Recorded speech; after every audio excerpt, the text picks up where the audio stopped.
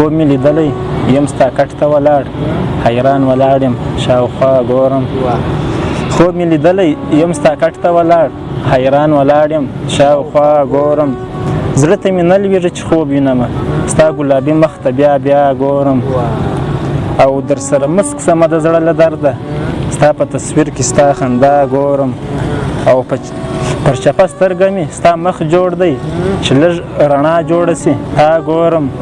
او کاني هغه دې زورولی ډېر دی اوس یې هم سترګې کې ژړا ګورم اخلاص یې نه ګټي په چل او په دوکو کېږي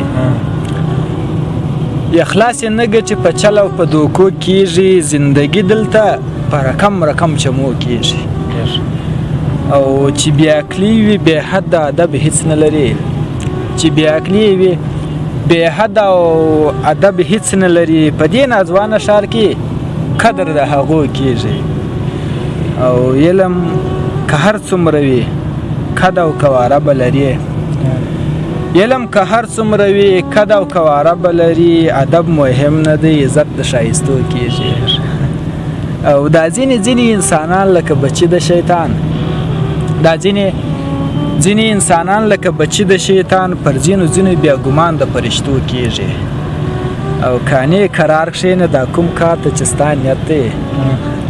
کانې قرار کښېنه دا کوم کار ته چې ستا نیت دی یا په پیسو کېږي او یا په واسطو کېږي سلامونه قدرمندو لیدونکو په دې هیله چې جوړ روغ او د صحت په جامې کې به نغښتي وي قدرمندو لیدونکو تاسو ته بهتره معلومه ده چې په دې ادبي خپرونه کې موږ له شاعرانو سره د دوی پر شعر شاعري او شخصي ژوند خبرې اترې کوو نو دا دی نن موږ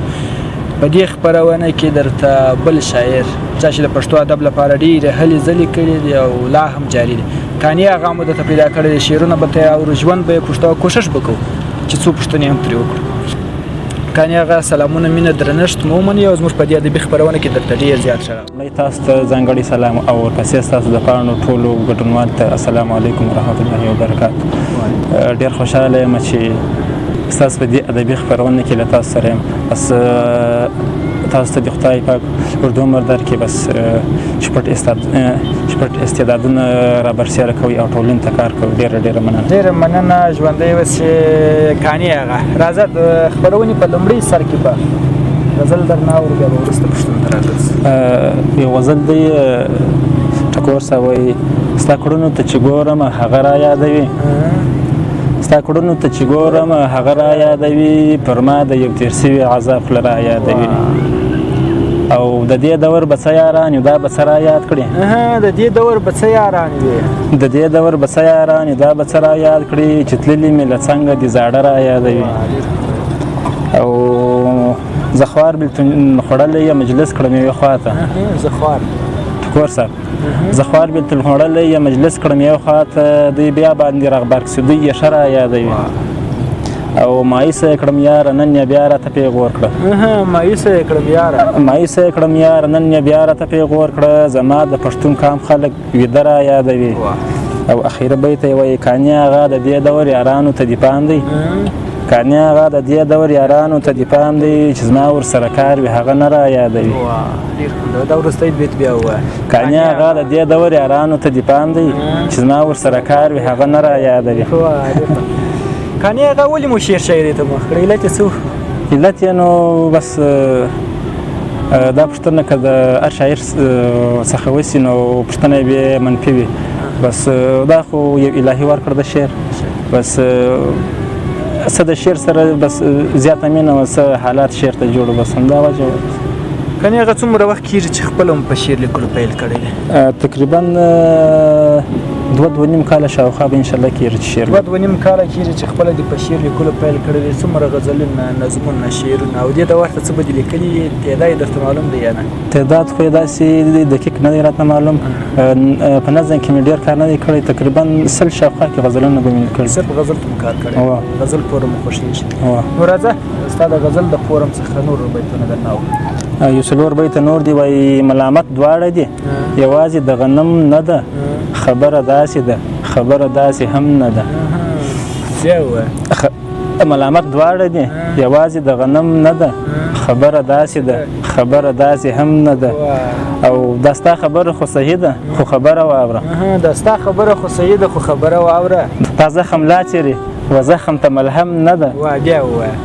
دا ستا خبره دا ستا خبره خو صحیح ده خو خبره واوره دا زخم لا څیرې و زخم ته ملهم نه ده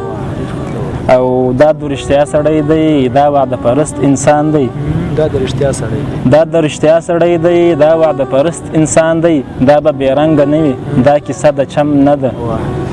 او یاران مې څه وایي کانې هغه خورک روغ دی یاران مې څه وایي یاران مې څه وایي کانې هغه خورک روغ دی ما زړه په غم خوړلی زما څهره د غم نه ده د تقسیماتو او د خدای راکړې بخت په دې خاطر خوشحاله یم چې ته یې راته راکړې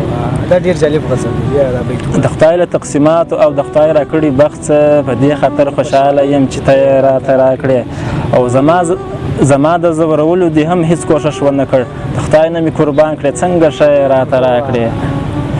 زما د زورولو دې هم هیڅ کوشش ونه کړ د خدای نه مې قربان کړې څنګه ښه راته راکړې او د خدای ته درېدل مې ښه په عجز او اخلاص و ما خواصله کړی نو پر لمانځه یې راته راکړې او خوشحاله یم ګډا ته مې زړه کېږي خوشحاله یم ګډا ته مې زړه کېږي خوشحاله یم ګډا ته مې زړه کېږي د یار په لاس کې جام و لږ روبۍ راته راکړې او کول به مې خواستونه خبر نه وم چې په دې کې کول به مې خواستونه خبر نه وم چې په دې کې زما لپاره خیر و چې نه یې راته راکړې او اخر بیت یې وایي کانې هغه یې ډېر انتظار کړی و دیدار ته زما پروردګاره تش کاته یې راته راکړې وایي دا مسلسل غم او ځپلې په رښتیا ستړي دي خدای لږ رحم وکړه دا خلک بلها ستړي دي خدای خالقه دا ماتم و اخري ماتم کړې زموږ زړونه درد لري زموږ زړونه له ژړا ستړي دي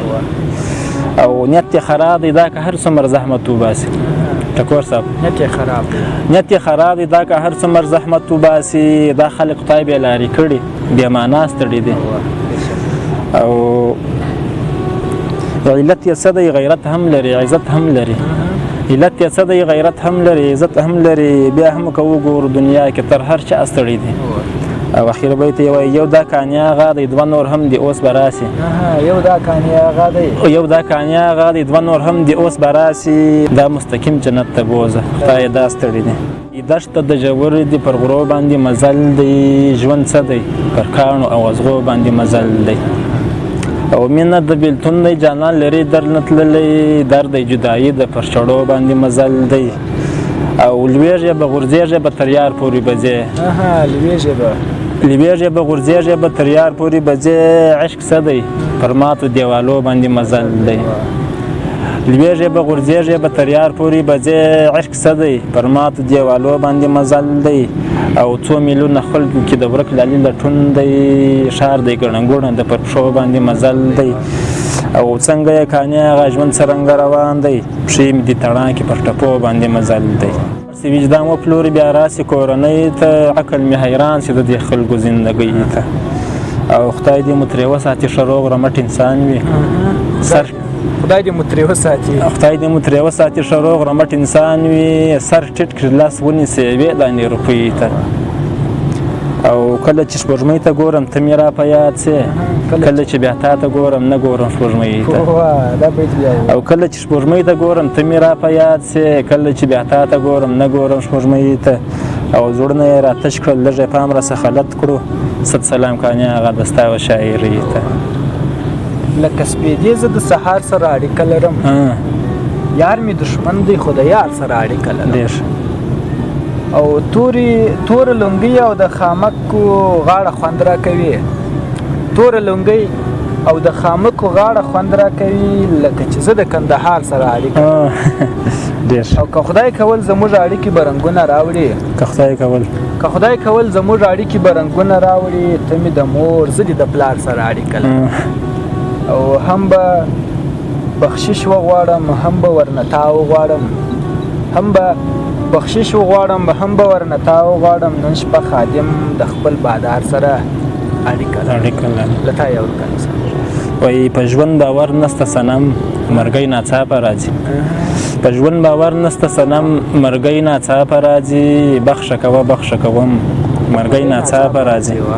او په هغه کال په هغه میاشت په هغه ورځ د مرګي یو هم خبر نه دی چې مرم مرګی ناڅاپه راځي او نور د بد کارونه پرېږده په ځان رحم وکړه درته په خدای اخلم قسم مرګی ناڅاپه راځي او ماښام به یې سهار به نه یې ژوند فرصت وبوله دا زندګي لکه شبنم مرګی ناڅاپه راځي او هر وخت یار اوسه کانې هغه بخښنه غواړه هر وخت یار اوسه کانې هغه بخښنه غواړه نه یې سیزن سته نه موسم مرګی ناڅاپه راځي د 2 ورځو محبته زه ولاړ یم چیرې ولاړ یم ملامته زه ولاړ یم او د راتلو وعده دې وکړل اوس باندې کړې د راتلو وعده دې وکړل اوس باندې کړې بې ایمانه بې جرأته زه ولاړ یم او که په کار دې سوې د تن غوښې مې پرې کړه که په کار مې سوې د تن غوښې مې پرې کړه که په کار دې سوې د تن غوښې مې پرې کړه زما ځان زما ملته زه ولاړ یم او رنگ دې زیړ دی شاوخوا ورخطا ګورې رنگ دې زیړ دی شاوخوا ورخطا ګورې ما ته جوړ مزاحمته زه ولاړ یم او اوس به راسي دروازه کې اوس به راسي دروازه کې یوه ورځ کې څوک رته زه ولاړ یم او خدای را کړی یې ژوندونه چې هر څه کړې د کانې هغه قسمته زه ولاړ یم زندګي سخته ده خو زه ورته د غره ولاړ یم ټکور صاحب زندګي سخته ده خو زه ورته د غره ولاړ یم توپانګه هر څنګه کوي وي مګر زه ولاړ یم یو څه بېلتون و د جانان یو څه وطن وخوړم یو څه غمونو رژولی یم یو څه ولاړ یم یو څه بېلتون و د جانان یو څه وطن وخوړم یو څه غمونو رژولی یم یو څه ولاړ یم او خدای خبر بیا به ورته راسم که نه پوهېږم خدای خبر بیا به ورته راسم که نه پوهېږم مرګ را درو محله ژر څه پر لانځه ولاړ یم او چې دی به راسي ور به بند مې مسافر لالي ته چې ماښام ودرېږم بیا تر مرخاته ولاړ یم او یوه طرف نه مې دوزخ وي بل طرف ته جنت خوب مې لیدلی دی ملا پر دیواله ولاړ یم او د اخري ځل مې له وبخښه که بیا تکرار سول کانې حلال مې کړه که څه هم پر کعبه ولاړ یم ډېر خوندور ډېره مننه کور آباد چې راغلاست او زموږ بلنه ومنله چې موږ ته وخت پر خلاصېدو دی نو ډېره مننه کور آباد چې موږ ته وخت راکړ ستاسو خو هم ډېره مننه محترم ټکور صاحب چې خپل قیمتي وخت موږ ته راکړئ بس موږ هم راوغوښتلو بس ډېره مننه ډېرو که د منډو لیدونکو دا وه د کانې اغا صاحب سره یو کوچنی شاندې بانډار تر بیا چې موږ ترې بل شاعر زونه پر همدې ځای اجازه راکړئ